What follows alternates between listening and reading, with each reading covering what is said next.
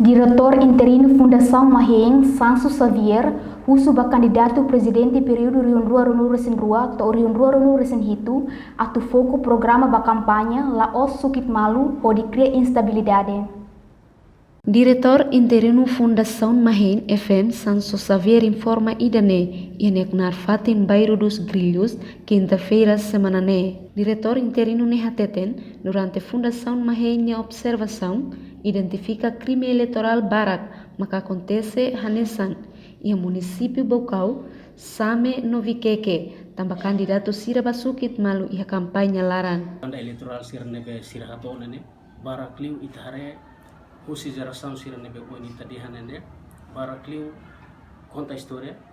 depois sukit malu e lolos nene idane labela acontece maior partido político durante nene sira tene ona quando o problema sira sira pernah cair no governo depois sira tene um problema sira nebe durante nene na São Açor liu povo Açor sira tene lolos nene sira identifique nene o sa ia campanha nene sira apresenta solução sira alternativa sira opção sira nebe bele apresenta ia tempo campanha nene para o povo bele hare bele escolhe agora bot nebe durante nene it hare FM ne observação FM ne monitorização la rumah itu tak campanha e bot nebe ia nene pelo contrário e sira nebe durante nene cair hukum e depois ia candidato apoio o partido sira ba candidato nene bana it hare nessa fase foer nene ba ke malu ba sukit malu e lolos nene ite yon experiência sira eleição sira para no lolos nene la bela acontece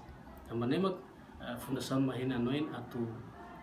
evita violência eleitoral sira nebe nessa wanita teme acontece balung ia Bocau ia Same ia fatin selutan ia watulari hawanoin importante maka